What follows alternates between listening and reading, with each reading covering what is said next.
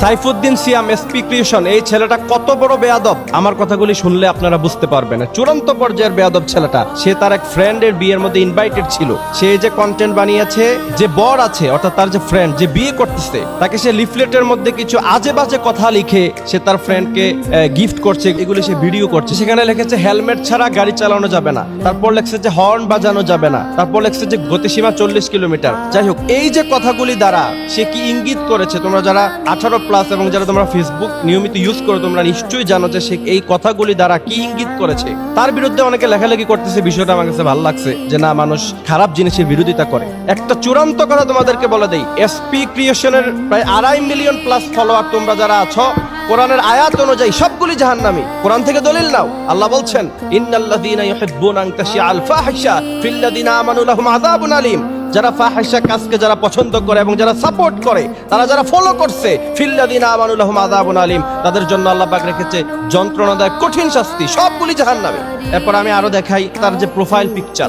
আলেমরা যে সমস্ত পোশাক পরিধান করে, ইসলাম যে সমস্ত পোশাক পরার কথা বলে, ওই সমস্ত পোশাক পরে সে ছাগল নিয়ে কোলাকুলি করে, তারপর আরেক মেয়েকে বোরকা পরায়া সেখানে এমন বাজে ভাবে, আমার কাছে তো মনে হয়, এবং সেখানে 1,32,000 হাহারি একটা আছে তার প্রোফাইলে। আপনার কাছে কি মনে হয় যে সে খুব বড় আল্লামা, এই কারণে সে এইভাবে জুব্বা পরে ছবি দিচ্ছে? না, এরকম না। তা বেয়াদব, ইসলাম নিয়ে তামাশা করে। এর আগেও আমার তার বিরুদ্ধে অনেক কথা আমি বলেছি, অনেকে দেখেছেন, কিন্তু অনেকে আবার আমার বিরুদ্ধে সমালোচনা করেছেন। আপনার চিন্তা ফারিকুন ফিল জান্নাহ ফারিকুন ফিস সাঈর, আলেমদের ফলোয়ার হবেন, মুহাদ্দিসদের ফলোয়ার হবেন, মুফাসসিরদের ফলোয়ার হবেন, নাকি এই সমস্ত বেয়াদবদের ফলোয়ার হবেন? আপনাদের ইচ্ছা। আমি বলি না যে আপনি আমার ফলোয়ার হন। সারা দেশে আলহামদুলিল্লাহ আমাদের ফ্যান ফলোয়ার অভাব নাই, অনেক আছে আলহামদুলিল্লাহ। কিন্তু আমরা যুব সমাজ নিয়ে কথা বলি। তোমরা এমন লোকদের সাথে চলাফেরা করো, ফেরাউন, তাকে বলা হয়েছে যে তুমি ঈমান গ্রহণ করো, তোমাকে সব দিব, দুনিয়ার রাজত্ব দিব, সব ঠিক থাকবে, তুমি শুধু খালি পড়বা লা ইলাহা ইল্লাল্লাহ মুসা কালিমুল্লাহ। এক পর্যায়ে গিয়ে মনে স্থির করলো যে আমি ঈমান আনবো,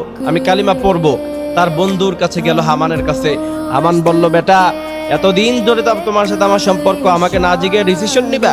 তারপর হামান তাকে সিদ্ধান্ত দিল যে পুরো দুনিয়া উল্টিয়ে যেতে পারে, তুমি কখনো মুসার সামনে মাথা নত করবা না, যদি করো তাহলে তোমার ব্যক্তিত্ব বলে কিছু থাকবে না। ফেরাউন কিয়ামতের মাঠে ইয়া ওয়াইলাতা লাইতানি লাম আত্তাখিয ফুলানান খলিলা, যদি হামানের মতো বন্ধু গ্রহণ না করতাম জীবনটা কত সুন্দর হতো, এই কথা বলবে। আল্লাহ বলছেন ইয়া ওয়াইলাতা লাইতানি লাম আত্তাখিয ফুলানান খলিলা, এই কথা বলবে। আর মুখের মধ্যে হাত দিয়ে হাত কামড়াতে কামড়াতে সে খেয়ে ফেলবে। সুতরাং ডিসিশন তোমার, তুমি কোন দলে যাবা।